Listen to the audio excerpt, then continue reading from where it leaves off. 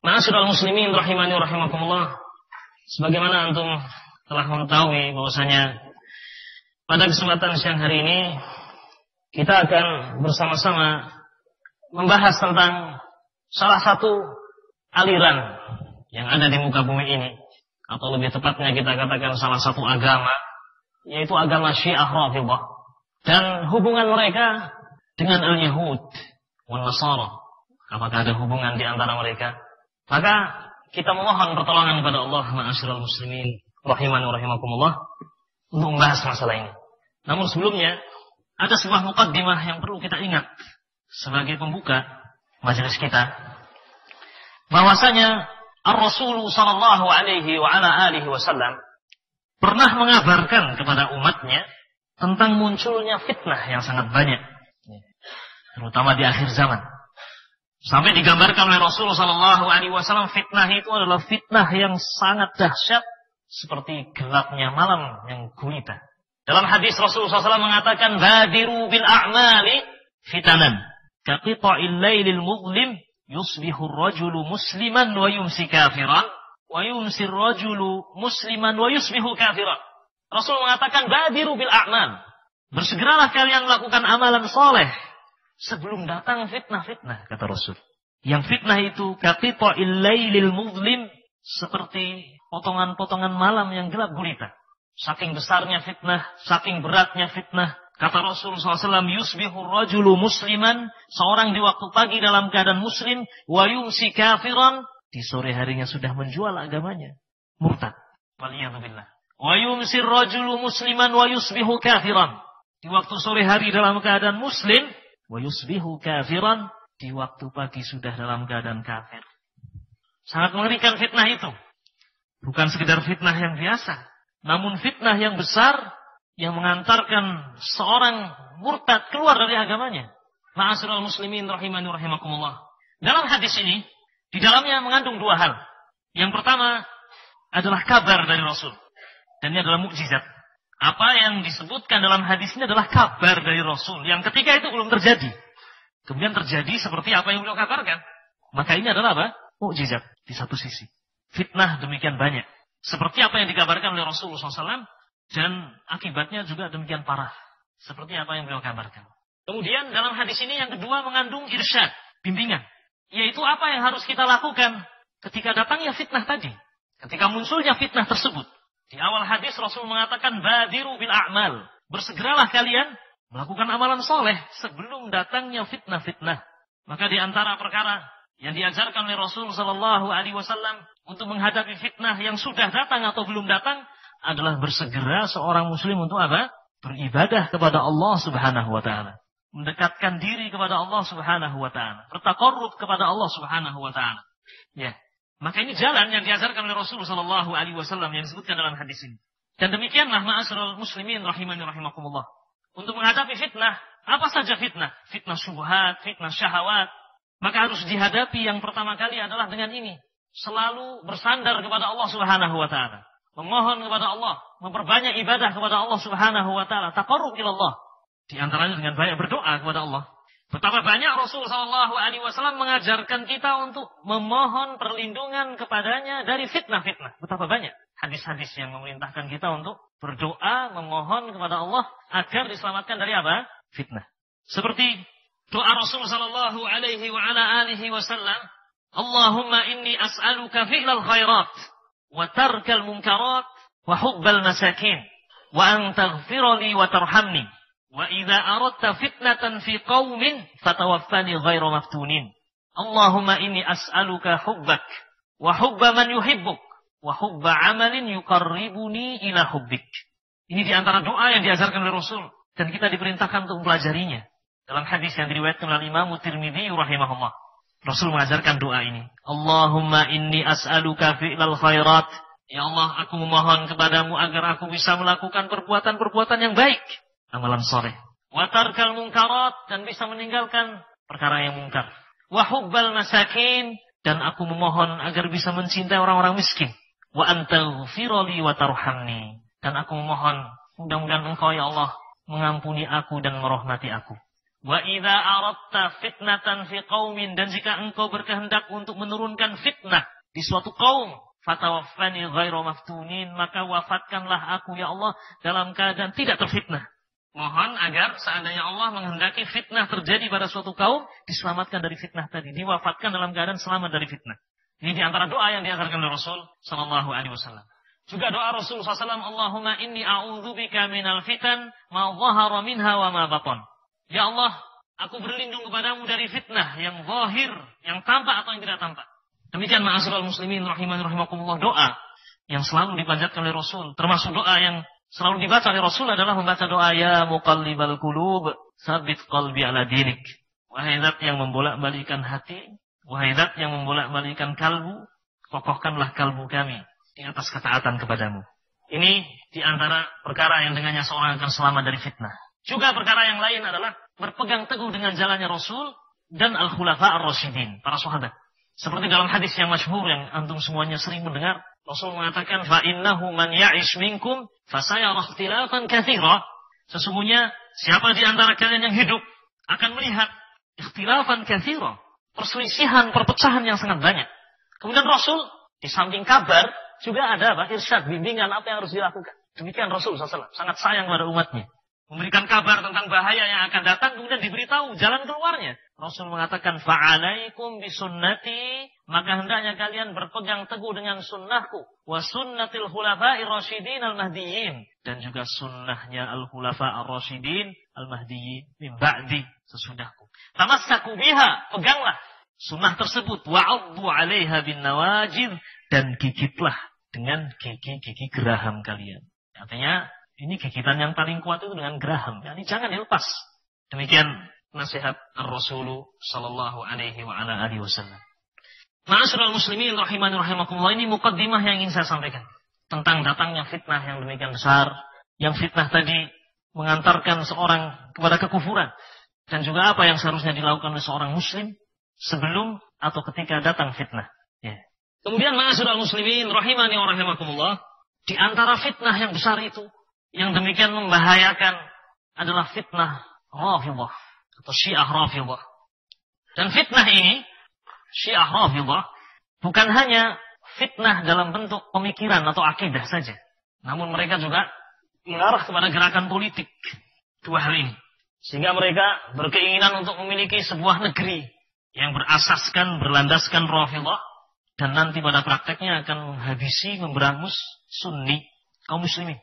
Jadi bisa jadi korbannya adalah korban akidah atau korban jiwa bahkan. Ini fitnah yang termasuk dari fitnah-fitnah yang dihadapi oleh kaum muslimin. Fitnah Rafidhah. Dan pembahasan yang akan kita bahas bersama ini, pembahasan yang sangat penting kita pelajari. Karena beberapa perkara, ada beberapa hal yang menunjukkan pentingnya pembahasan kita. Saya sebutkan hal-hal ini agar kita agak bersemangat sedikit. Menambah semangat kita untuk mempelajari masalah ini. Jadi ada beberapa perkara yang menunjukkan pentingnya pembahasan kita.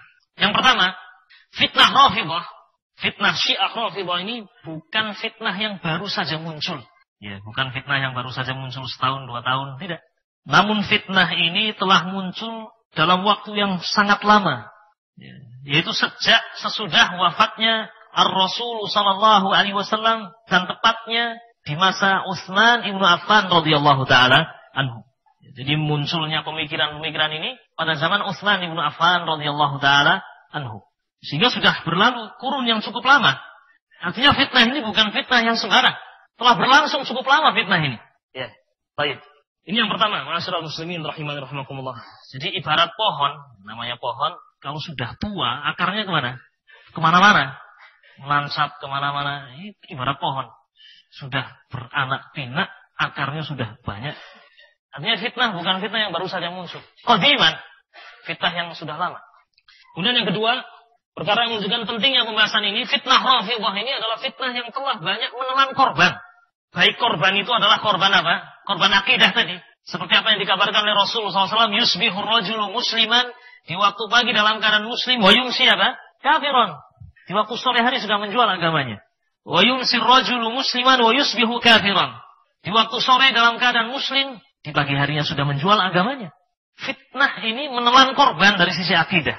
Di samping juga fitnah ini telah mencurahkan darah kaum muslimin. Allahu a'lam, hanya Allah saja yang tahu. Nanti akan sampai kepada pembahasan bagaimana runtuhnya kota Baghdad, runtuhnya Daulah Abbasiyah, di mana hampir sekitar 2 juta orang kurang lebih tercurah darahnya.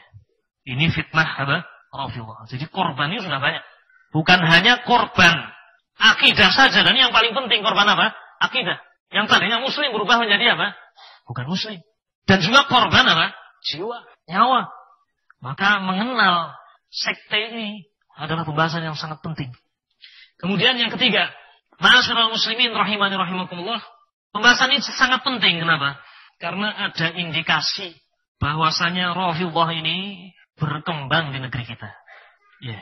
Dengan banyaknya yayasan-yayasan yang dibangun di atas Rafidhah. Dan ini bukan hal yang tidak diketahui. Ya. Pihak MUI juga sudah tahu. Ya. Mana yayasan-yayasan yang apa? Yang berasaskan ini. Banyaknya yayasan-yayasan itu Rafidhah. Baik yang menampakkan atau tidak menampakkan. Juga perkumpulan-perkumpulan. Atau penerbit buku, penerbitan yang dibangun di atas asas ini. Dan juga adanya pelajar-pelajar yang dikirim kemana? Ke Iran. Yang Iran ini adalah negara Rafidhah. Dibuka keran besar-besaran bagi orang Indonesia untuk belajar di sana. Dididik menjadi militan apa? Rafidhah. Dan indikasi ini ada. Sehingga perlu bagi kaum muslimin untuk mengetahui. Kaum muslimin, semuanya, pemerintah, kaum muslimin, untuk mengetahui ini. Adanya indikasi tersebut. Kemudian perkara yang keempat yang menunjukkan pentingnya pembahasan kita, ma'asyiral muslimin. Syiah ini, ya Rafidhah, itu masuk ke tengah-tengah barisan kaum muslimin dengan taqiyah. Mereka punya akidah, yang namanya akidah apa? Taqiyah. Taqiyah itu artinya dusta. Ya. Bahasa resminya apa? Dusta. Berdusta. Bunglon. Ya. Jadi ketika masuk ke komunitas tertentu, wajahnya seperti komunitas tertentu tadi. Ya. Baik. Demikian mereka. Ya. Kalau masuk ke lingkungan akademisi, mirip. Masuk lingkungan orang-orang yang mungkin apa? Kolot, mirip. Mengikuti mereka arus. Sambil memasukkan apa? Pemikiran sedikit demi sedikit terus. Sehingga orang tidak terasa bahwa mereka ini dibawa pada pemikiran tadi. Dan sebagaimana antum ketahui, kita ketahui bersama bahwasanya bahaya semakin samar itu semakin apa? Semakin harus kita berhati-hati. Ya. Ya, kalau ketok kan enak ya kan, ini musuh kelihatan. Ya. Makanya bahaya orang munafik pada zamannya Rasulullah SAW lebih bahaya daripada bahayanya apa? Orang Yahudi dan orang apa? Nasrani dan orang musyrikin. Lebih bahaya orang-orang munafik itu. Karena mereka kalau ketemu orang beriman mengatakan saya beriman. Wa idza laqul ladzina amanu qalu amanna wa idza khalau ila syayatinihim qalu inna ma'akum innama nahnu mustahzi'un. Dan mereka orang-orang munafik jika bertemu dengan orang-orang beriman mereka mengatakan kami bersama mereka, kami bersama kalian. Namun ketika mereka balik bertemu dengan syaitan-syaitan mereka, teman-teman mereka yang sepemahaman, sepemikiran, mereka mengatakan kami hanya bersendaguro mengolok-olok mereka kaum mukminin. Bahaya lebih besar. Ini yang keempat, ikhwan. Jadi perkara yang menunjukkan pentingnya pembahasan kita ini, ya karena demikian Syiah ini masuk mempengaruhi kaum muslimin, ya memberikan pengaruh pada barisan kaum mukmin dengan cara seperti ini. Tidak sadar, ya termasuk seperti kakek mereka, nenek moyang mereka Abdullah bin Sabah. Ya, masuk menyusup alon-alon demikian tiba-tiba sudah menjadi gerakan yang besar ya, yang membahayakan kaum muslimin. Kemudian yang kelima, ma'asyiral muslimin. Kenapa pembahasan ini penting untuk kita mengenal Rafidhah? Karena adanya sekelompok muslimin, ya, bahkan mungkin mereka orang yang bergelar profesor, doktor atau yang semisalnya, tidak saya sebutkan, yang mereka tertipu dengan Rafidhah. Ya. Sehingga tidak heran kalau mereka mengatakan kita bisa bersatu dengan Rafidhah, bisa berjalan bersama. Apa bedanya antara kita dengan Rafidhah?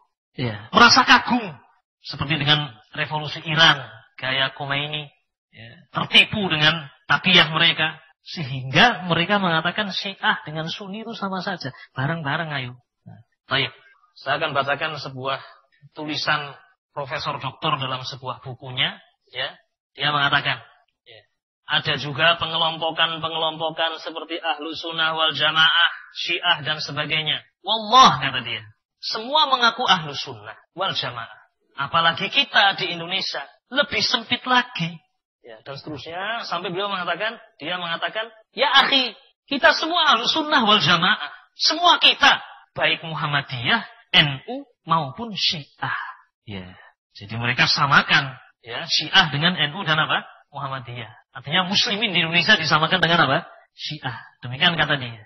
Ya, dia mengatakan, ya akhi, kita semua Ahlus Sunnah wal Jamaah, semua kita, baik Muhammadiyahnya, baik NU-nya maupun Syiahnya. Demikian. Dan ini buku yang diterbitkan dan banyak dibaca orang. Ya.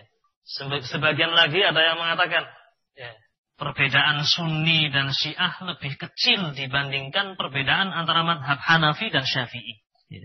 Ya. Madhab Hanafi dan Syafi'i dikatakan lebih banyak perbedaannya daripada Syiah dengan Syafi'i. Ya. Padahal Syiah ini sudah bukan Ahlus Sunnah. Ya. Ala kulli hal, ini sebagian contoh saja ma'asyiral muslimin rahimani rahimakumullah, adanya orang-orang yang tertipu dengan apa? Dengan mereka ini Syiah, Rafidhah. Menganggap sama antara Rafidhah dengan Ahlus Sunnah wal Jamaah, dengan keumuman kaum muslimin. Ya tidak benar yang seperti ini. Baik.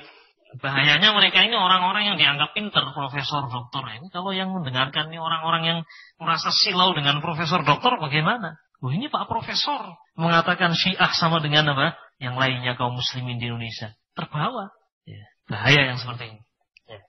Kemudian ma'asyiral muslimin rahimani rahimakumullah. Yang keenam. Di antara perkara yang menunjukkan pentingnya pembahasan ini juga. Ya. Ternyata Rafidhah, Syiah Rafidhah ini mempunyai hubungan erat dengan Zionis Yahudi. Punya hubungan erat dengan Yahudi. Dan juga punya kerjasama dengan kaum salibis Nasara dalam menghancurkan kaum muslimin. Dan ini kita katakan berdasarkan bukti sejarah yang berjalan dari dulu sampai sekarang. Ya, bukan omong kosong. Dan ini ulama yang merekam dan menulisnya seperti akan kita baca nanti sejarah mereka yang disebutkan oleh Al-Imam Ibnu Katsir. Akan disebutkan oleh Ibnu Katsir bagaimana perjalanan mereka ini. Ya. Makar-makar mereka terhadap kaum muslimin. Kerjasama mereka dengan apa? Yahudi dan Nasara.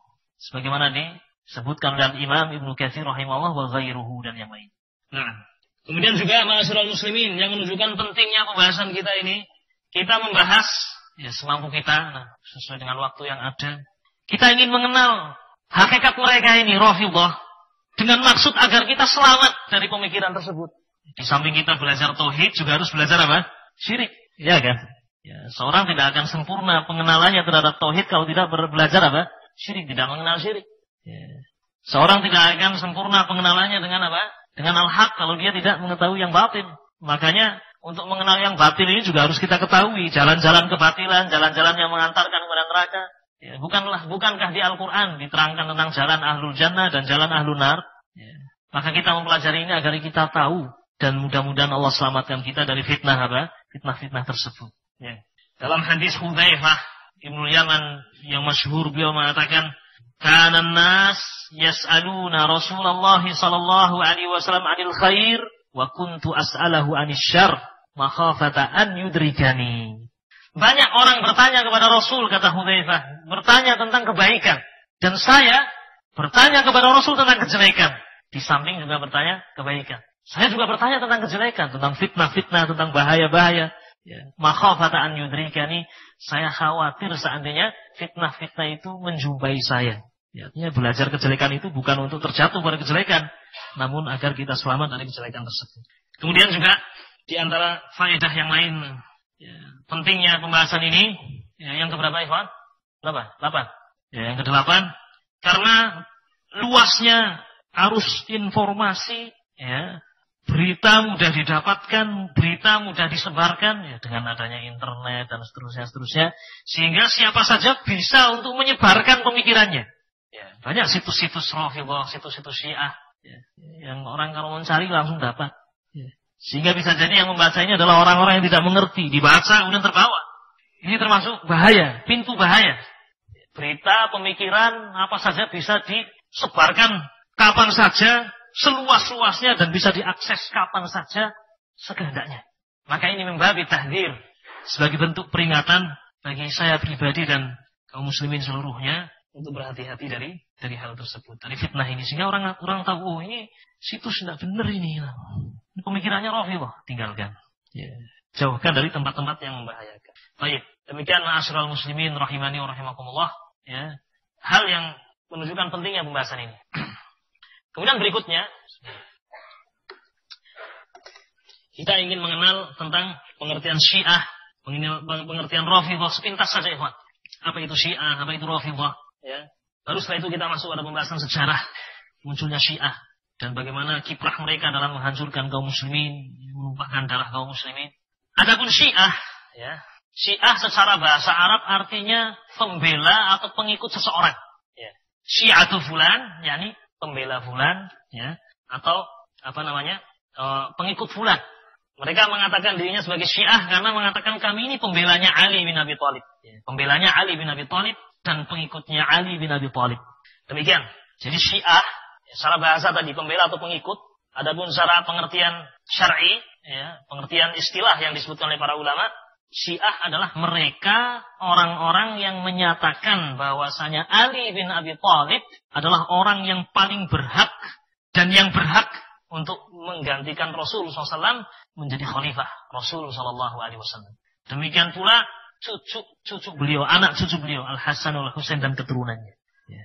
Adapun yang lainnya seperti Abu Bakar, Umar, Utsman, maka ini orang-orang yang apa? Orang-orang yang telah murtad, orang-orang yang telah merebut haknya Ali bin Abi Thalib radhiyallahu taala anhu.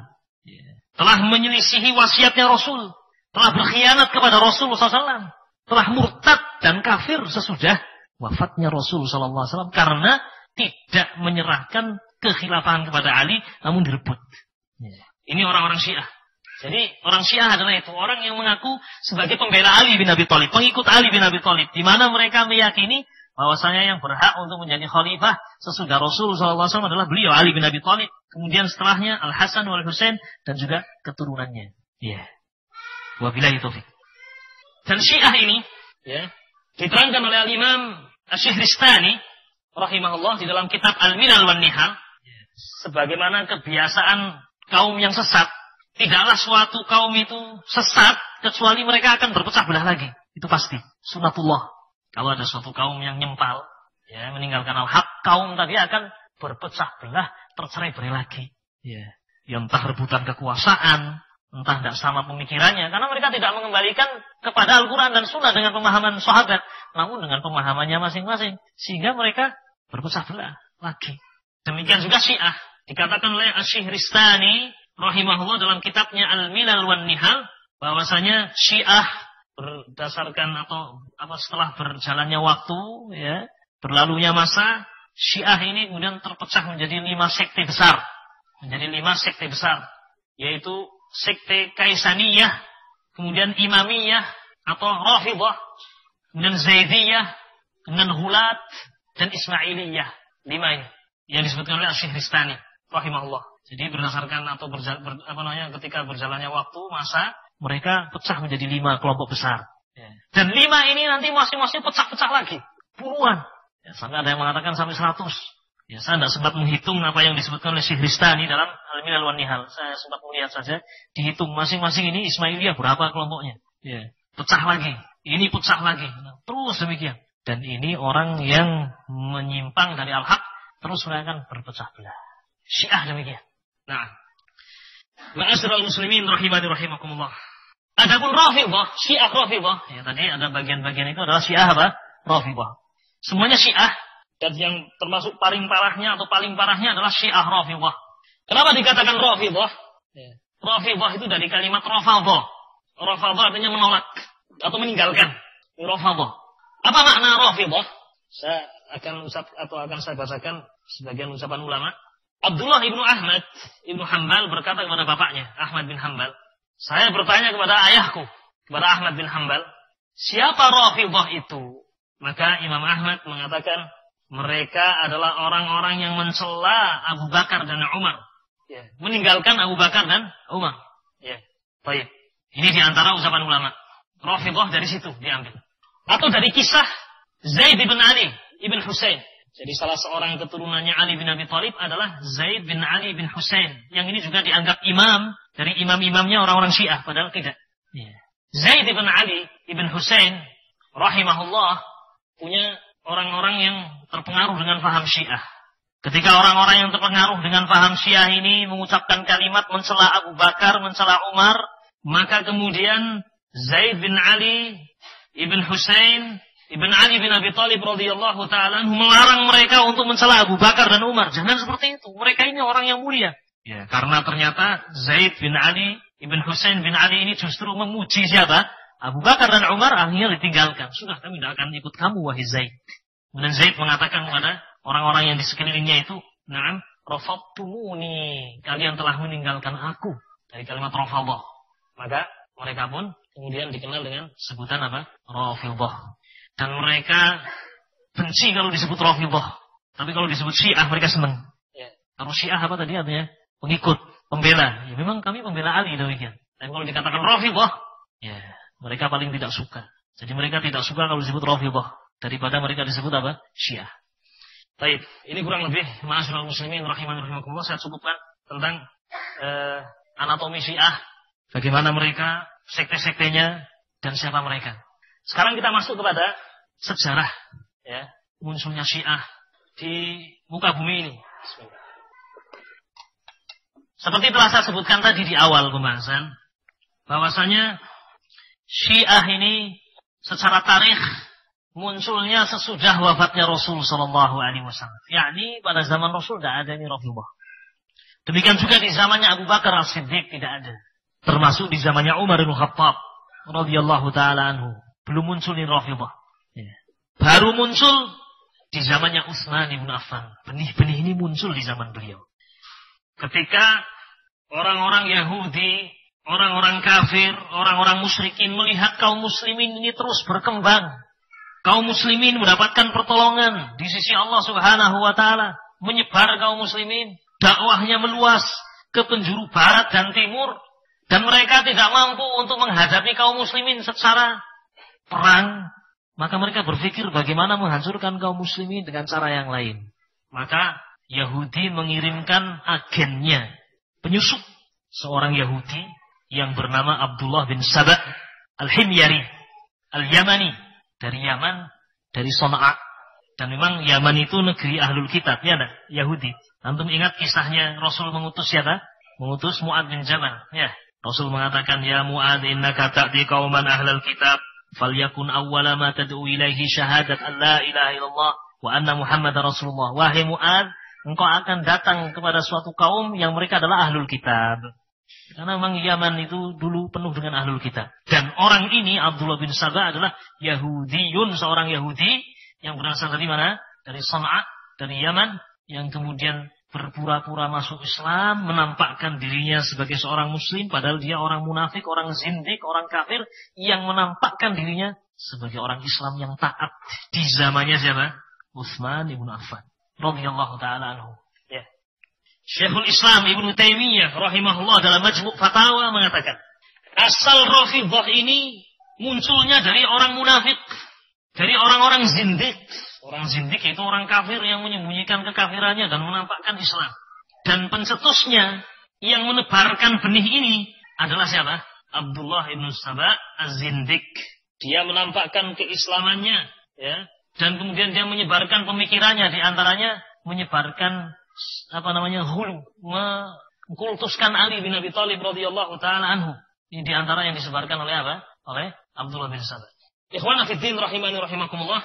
Kehidupan Abdullah bin Saba ini memang sudah kehidupan yang dia cita-citakan untuk menghancurkan Islam.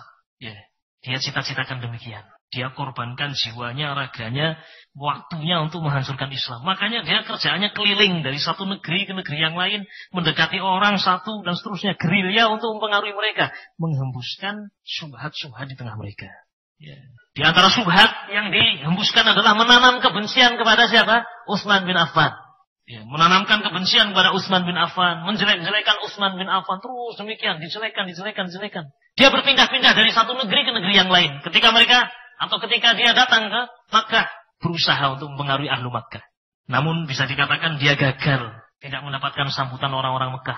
Ya. Di Hijaz secara umum tidak berhasil, di Madinah, di Taif tidak berhasil. Ya. Maka dia berpindah-pindah. Setelah Hijaz tidak berhasil, pergi ke Basrah. Tidak berhasil lagi ke Basrah, dia pergi ke Kufah, kemudian ke Syam.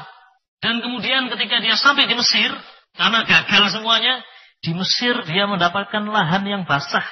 Banyak orang-orang bodoh, banyak orang-orang yang tidak mengerti agama berhasil disusupi oleh Abdullah bin Sabah.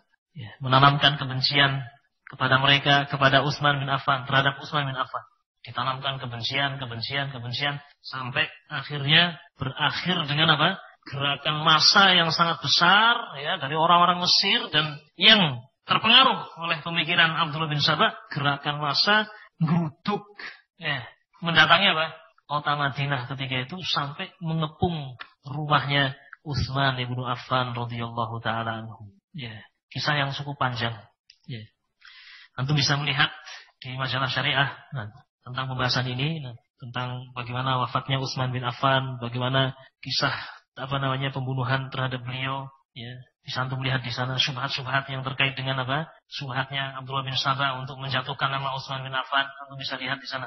Sampai akhirnya wafatlah siapa? Utsman bin Affan terbunuh syahid dalam keadaan sedang membaca Al-Qur'an. Dan wafatnya Utsman bin Affan ini dalam keadaan syahid telah dikabarkan oleh Rasul sallallahu alaihi wasallam dahulu ketika beliau berada di Madinah, ketika beliau suatu saat berada di atas gunung Uhud. Beliau bersama dengan Abu Bakar As-Siddiq, Umar dan Utsman berempat ketika itu. Ketika berada di atas Uhud, tiba-tiba Uhud goncang. Kemudian Rasul mengatakan, tenanglah, diamlah wahai Uhud.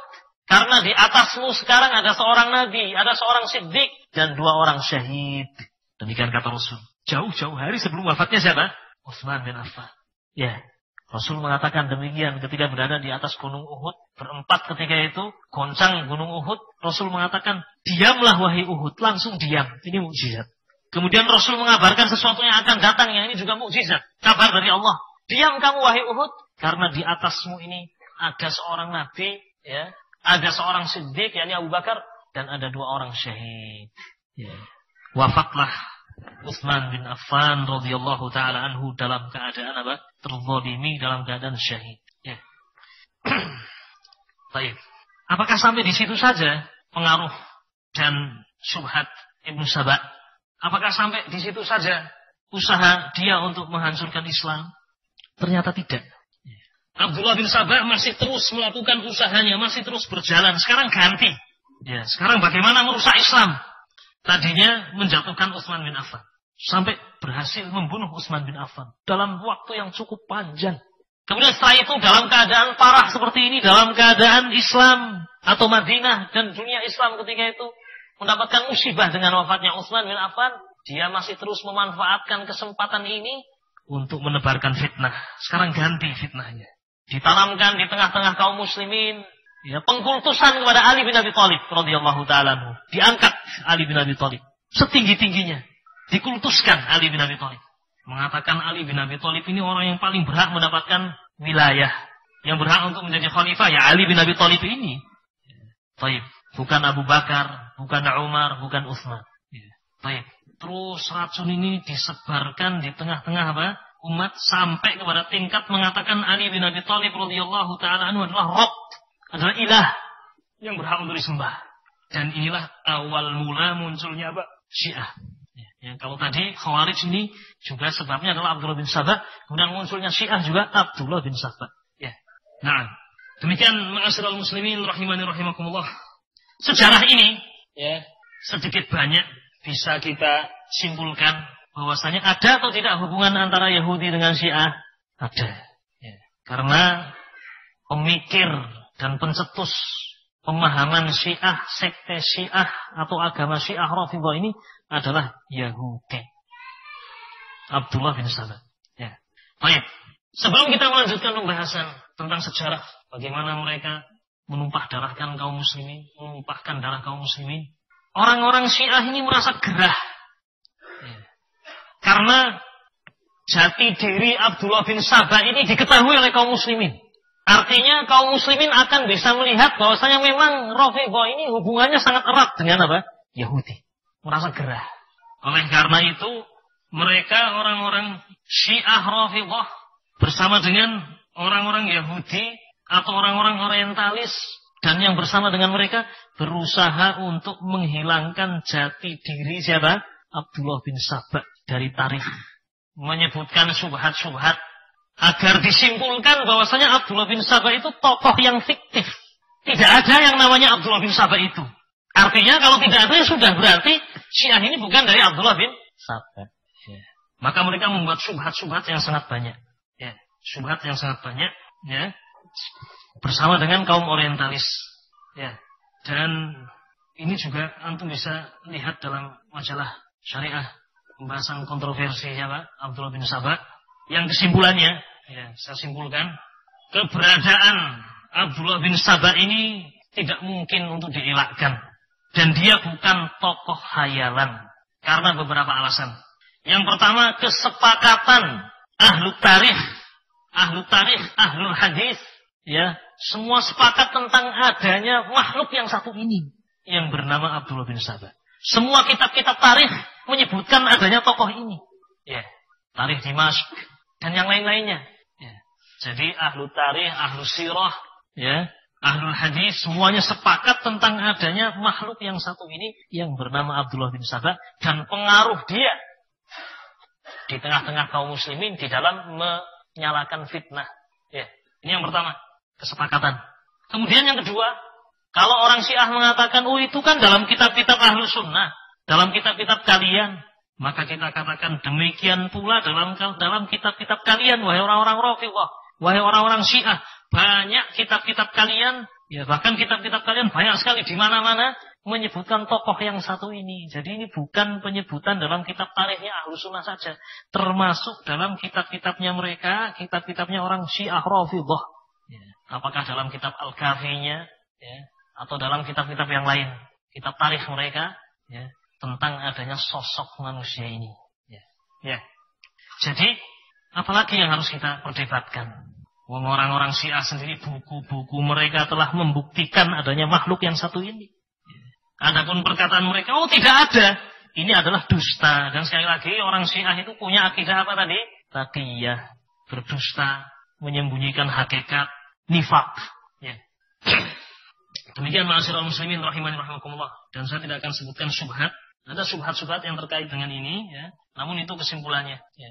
Jadi riwayat-riwayat tentang adanya Abdullah bin Sabah ini ada riwayat-riwayat yang sahih, ada riwayat-riwayat yang hasan, dan riwayat yang dhaif juga banyak. Dan kalau dhaif ini banyak, ini bisa menguatkan satu dengan yang lain. Apalagi riwayat sahih juga ada banyak, hasan juga demikian. Dan dalam kitab-kitab tarikh Ahlus Sunnah wal Jamaah menjadi kesepakatan Ahlus Sunnah wal Jamaah tentang adanya orang ini. Dan kalau orang-orang Syiah tetap mengingkari, kita tunjukkan ini buku-buku kalian menyebutkan adanya makhluk yang satu ini, Abdullah bin Sabah. Nah, demikian ma'asyiral muslimin rahimani rahimakumullah.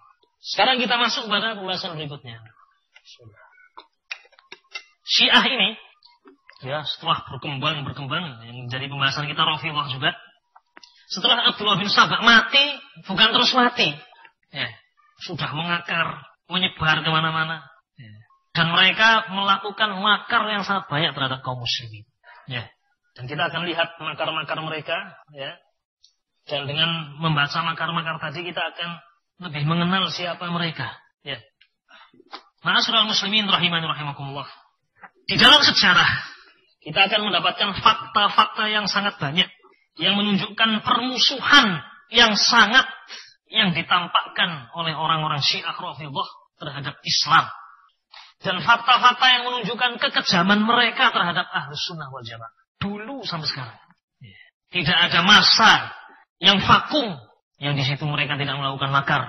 Namun mereka seperti orang-orang Yahudi dan Nasrani tidak akan ridha sampai kita mengikuti millah mereka. Walan tarda ankal Yahud walan Nasara hatta tattabi'a millatahum. Orang Yahudi, orang Nasrani tidak pernah akan merasa ridha sampai kalian mengikuti millah mereka. Kadzalika Rafidhah, demikian juga orang-orang Rafidhah. Ya. Al-Imam Ibnu Katsir rahimahullah di dalam kitabnya Al-Bidayah wa Nihayah, kitab Al-Bidayah wa Nihayah ini berbicara tentang tarikh sejarah sejak Adam, penciptaan alam semesta, kemudian Adam, ya, alaihi salatu wassalam, para nabi, kisah para nabi dan rasul, kemudian sejarah Rasul SAW sejak sebelum lahirnya sampai kenabiannya, kerasulannya, wafatnya beliau, kemudian Abu Bakar, Umar, terus sampai tahun sebelum wafatnya Ibnu Katsir. Jadi kejadian-kejadian direkam semuanya, dicatat semuanya. Ya, jadi kalau antum ingin melihat kejadian apa saja yang terjadi pada tahun 50 Hijriah misalnya, antum bisa melihat pada kitab apa? Bidayah wa Nihayah, fasal tentang kejadian-kejadian tahun 50 misalnya. Ya. Kalau antum ingin tahu kejadian-kejadian tahun 200 misalnya, juga bisa dilihat di situ terus demikian. Nah, ini sebagian dari apa yang kita atau apa yang disebutkan oleh Imam Ibnu Katsir rahimahullah di dalam kitab Bidayah wa Nihayah tentang makar orang-orang Syiah Rafidhah atau Syiah secara umum kepada kaum muslimin. Ya.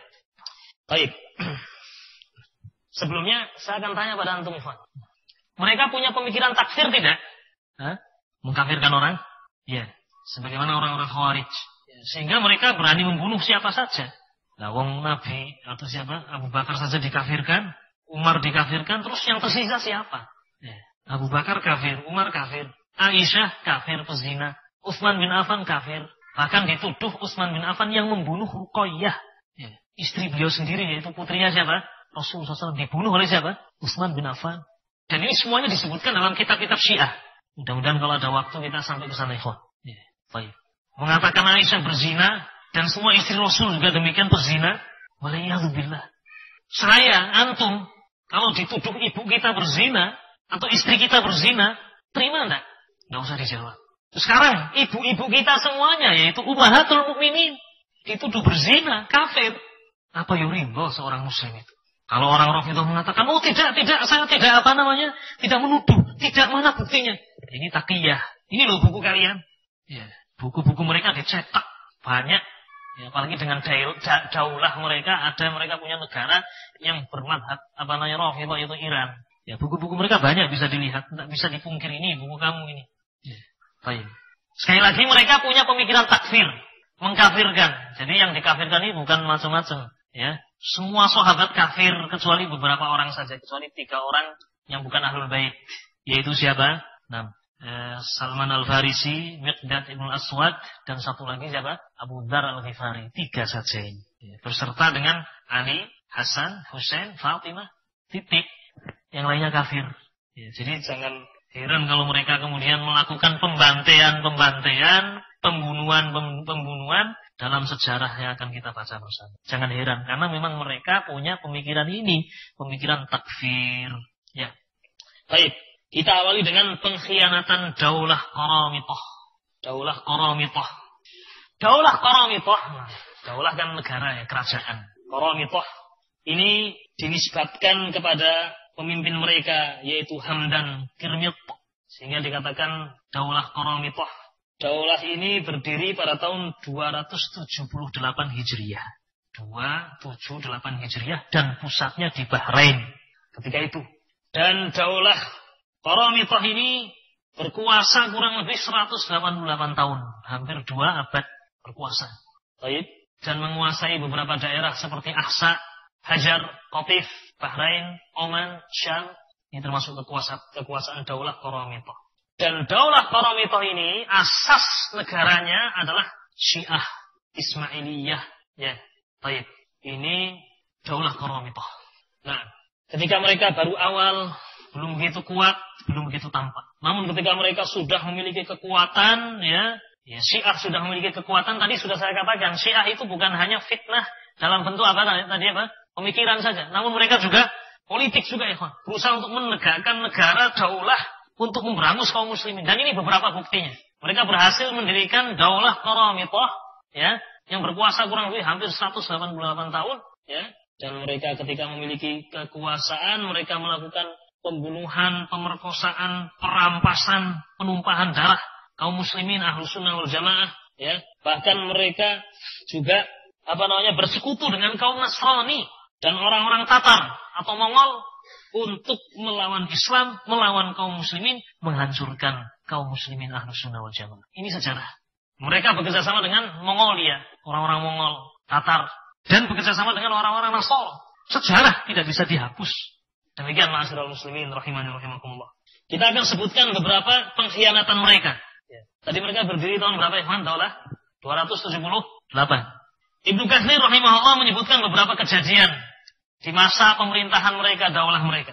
Pada tahun 294 Hijriah, Qaramithah, ya, menghadang jamaah haji di bulan Muharram tahun itu 294 jamaah haji yang baru pulang, ya, dihadang, diperangi, dirampas, dibunuh hartanya, dibunuh jiwanya, diambil hartanya. Ya. Baik, banyak yang terbunuh ketika itu. Bahkan disebutkan oleh beliau rahimahullah, orang-orang wanita Syiah juga tidak lepas dari peran untuk membunuh kaum muslimin. Dalam kasus ini, kejadian ini, jamaah haji yang sudah pada mati dibiarkan. Kemudian ada yang hampir mati, cengat-cengat tidak diketahui. Orang-orang wanita-wanita Syiah menawarkan air. Ya, seolah-olah mau menolong. Siapa yang mau air? Siapa yang mau air? Kalau ada yang mengatakan kehausan, saya mau minum. Begitu tahu masih hidup, apa? Bunuh. Demikian kaum wanita Syiah menawarkan air. Siapa yang butuh air? Begitu ketahuan ada yang butuh air, berarti masih hidup, bunuh. Ya. Inna lillahi wa inna ilaihi raji'un. Ya. Dikatakan lebih dari 20.000 jiwa atau 10.000 jiwa, lebih 20.000 jiwa terbunuh dalam kasus tadi pada tahun berapa? 294 Hijriah. Jamaah haji, orang yang sedang datang untuk melakukan ibadah ke Baitullahil Haram, dibunuh. Ya. Kemudian berikutnya, ma'asyiral muslimin rahimani rahimakumullah. Ya. Tahun 312 juga demikian. Qaramitah juga menyerang jamaah haji yang berasal dari Baghdad. Juga demikian. Tahun 315 juga demikian. Qaramitah, ya, kalau kali ini menyerang Kufah di bulan Syawal dan dibunuh banyak kaum muslimin. Kemudian yang paling parahnya yaitu apa yang terjadi pada tahun 317 Hijriah. Pada tahun 317 Hijriah, ya, Qaramitah dipimpin oleh seorang yang bernama Abu Tahir. Ini terkenal orang ini. Ya, Abu Tahir, ya, berjalan bersama dengan pasukannya, ya, 700 tentara atau lebih, berjalan menuju Mekah di musim haji. Ya. Dan ketika mereka sampai di Mekah dalam keadaan kaum muslimin sedang menunaikan ibadah haji, dibunuh, dipenggal satu-satu. Orang yang sedang tawaf dibunuh. Ya. Yang berlarian ke sana kemari dibunuh, semuanya dibunuh. Darah mengalir di Baitullah Ka'bah. Sampai orang-orang muslim jamaah haji yang mereka berusaha untuk menyelamatkan diri, bergantungan di mana? Di kelambu Ka'bah. Bergantungan, maksudnya agar selamat. Nah, tetap dibunuh oleh mereka, dirampas hartanya, ya, dibunuh jiwanya. Ini kejadian pada tahun 317. Al-Imam Ibnu Katsir rahimahullah mengatakan dalam Bidayah wa Nihayah, yang maknanya Abu Tahir ini beserta dengan pasukannya datang ke Mekah, menjarah harta-harta orang Mekah, menghalalkan darah mereka, membunuh mereka di rumah-rumah mereka, termasuk jamaah haji yang berada di Masjidil Haram dibunuh oleh mereka. Ya, baik. Sambil menyaksikan pembunuhan itu, ya, dia duduk dan mengatakan, aku adalah Allah, Allah adalah aku. Aku yang menciptakan makhluk dan aku yang mematikan mereka. Waliyadzubillah. Abu Tahir, Rafibi, ya, Syi'i, pada tahun itu, 317. Ibnu Katsir mengatakan kejadian itu, maka orang-orang pun berlarian. Kita bisa menggambarkan betapa keadaan mereka ketika itu. Orang haji kan tidak bawa senjata, ya, haji, ya, memakai 2 kain ihram, lemah kondisinya, ya, tawaf di hadapan Allah, ya, di hadapan apa? Nah, tawaf di Ka'bah. Di hadapan Allah mereka beribadah, ya, berhadapan dengan orang-orang yang bersenjata, dibunuh satu-satu. Ya. Baik. Kemudian setelah mereka ini mati, ya, Abu Tahir memerintahkan agar jasad-jasad mereka dilemparkan ke sumur Zamzam, kata Ibnu Katsir. Dimasukkan ke sumur Zamzam. Ya. Atau dimakamkan, dikubur hidup-hidup, atau dikubur di mana? Di tanah-tanah haram, di Masjidil Haram juga. Ya. Kemudian setelah itu mereka merobek-robek kelambu Ka'bah. Ya. Kain yang menutupi Ka'bah dirobek-robek, sambil mereka mengatakan, mana burung ababil yang menyerang Raja Abrohah? Mana burung-burung yang membawa apa? Batu-batu dari Sijil? Mana? Mengingkari firman Allah Subhanahu wa ta'ala, "Tara kaifa fa'ala rabbuka bi ashabil fil." Al-ayah. Mana? Nah, kalau memang ini betul, dirobek-robek apa namanya? Ka'bah, kain Ka'bah dibagi-bagikan kepada pasukan Abu Tahir ini. Kemudian setelah itu mereka mencongkel Hajar Aswad, diambil, dicuri oleh mereka. Ini sejarah yang semua orang tahu. Mutawatir. Bukan sesuatu yang ditutupi. Sejarah tidak bisa ditutup, ikhwan. Sejarah. Dicongkel Hajar Aswad. Dibawa oleh mereka Abu Tahir beserta pasukannya, ya, dan disimpan di negeri mereka ini yang berpusat di mana tadi? Bahrain, ya, selama 22 tahun. Hajar Aswad ini tidak berada di tempatnya. 22 tahun.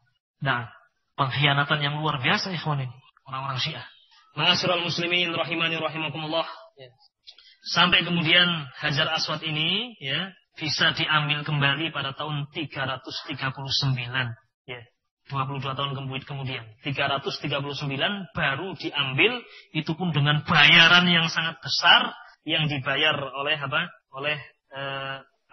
khalifah atau Amirul Mukminin ketika itu, yaitu al-muti' lillah, sebagai khalifah Daulah Abbasiyah ketika itu. Khalifah Daulah Abbasiyah al-muti' lillah ketika itu membayar dengan bayaran yang banyak, ya, untuk mengembalikan mengembalikan Hajar Aswad ini, ya. Baik. Ini pengkhianatan orang-orang Rafidhah atau orang-orang Syiah pada kekuasaan Daulah Qaramithah. Kemudian berikutnya, ma'asyiral muslimin rahimani rahimakumullah.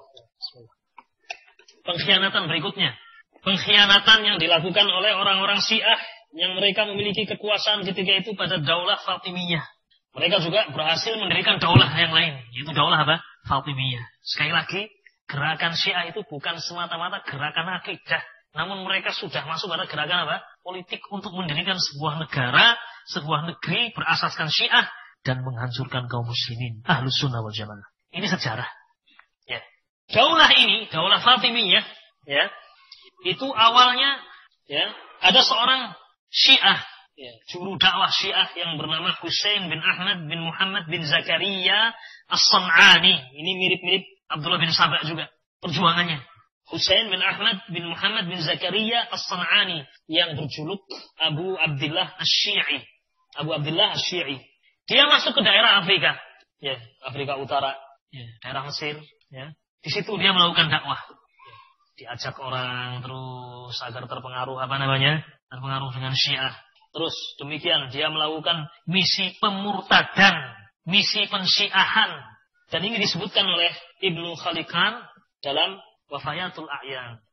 Baik, berhasil dia ini. Bi'idznillah azza wa jalla, Allah menetapkan kejadian ini. Berhasil dia mempengaruhi banyak orang sehingga manusia mau untuk mengangkat seorang yang bernama Ubaidullah Al-Qaddah sebagai imam mereka, sebagai rais daulah yang pertama ketika itu. Ubaidullah Al-Qaddah, dia sebagai pemimpin daulah ketika itu yang pertama. Nah, dan daulah ini berdiri pada tahun 287. Ini berarti setelah tadi daulah Qaramithah. Berdiri tahun 287, ya, dan pusatnya di Maroko. Kemudian pindah ke Mesir, ya, dan dia berkuasa cukup lama, hampir 3 abad, 280 tahun, ya. Nah, baik. Mereka juga punya makar yang banyak, ya, punya makar yang banyak. Saya akan sebutkan salah satu makar mereka, ya. Salah satu makar mereka yaitu apa yang disebutkan oleh Ibnu Katsir rahimahullah, kejadian pada tahun 450 Hijriah. Ini ada kejadian-kejadian sebelumnya yang tidak saya sebut, ikhwan. Pada tahun 450 Hijriah, ya, orang-orang Syiah ini dari Daulah Fatimiyah menyerang kota Baghdad. Diserang kota Baghdad. Ya. Baik. Pada bulan Dzulqa'dah, mereka melakukan penjarahan, mengambil harta, dan juga pembunuhan. Ya, termasuk pemimpin-pemimpin di kota Baghdad dibunuh. Ya. Dan ini tentunya makar yang juga besar terhadap kaum muslimin, yang menunjukkan tentang hakikat mereka. Wallahu ta'ala a'lam bishawab. Ini yang terjadi pada Daulah Fatimiyah. Nah, dan perayaan-perayaan Mawalid itu banyak dilakukan pada Daulah ini Fatimiyah. Ya. Ada Maulid Ali, ada Maulid Hasan, Maulid Husain, termasuk Maulid Nabi. Ya. Ini munculnya diantaranya pada zaman Fatimiyah ini. Tidak ada pada zaman Rasulullah SAW Mawalid ini. Ya. Kemudian pada zaman ini Fatimiyah membuat mawalid-mawalid tadi. Di antara maksud mereka adalah menutupi kejelekan mereka. Lihat kita mencintai Ahlul Bait, lihat kita mencintai Nabi Muhammad SAW dengan acara-acara itu. Ya. Padahal hakikatnya mereka adalah orang-orang kafir, ya, orang-orang yang menentang Islam, orang-orang yang menzalimi kaum muslimin. Ya. Ma'asyiral muslimin rahimani wa rahimakumullah. Kemudian berikutnya, ikhwan, dengan ringkas, ada daulah yang lain yang berdiri, yang juga dibangun di atas mazhab Syiah. Nah, daulah tersebut adalah Daulah Buwaihiyah. Ya, Daulah Buwaihiyah yang berdiri pada tahun 321 Hijriah dan tumbang pada tahun 447 Hijriah. Ya, dan pusatnya di Baghdad. Jadi pusatnya berbeda-beda daulah-daulah ini. Nah, ini juga banyak melakukan kerusakan-kerusakan, ya.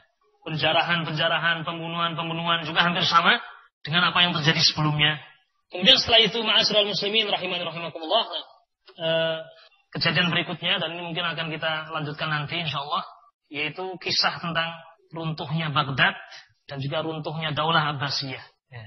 Runtuhnya Baghdad dan akhir dari Daulah Abbasiyah, ya, yang terjadi pada tahun 656 ini juga hasil dari makar orang-orang Rafidhah.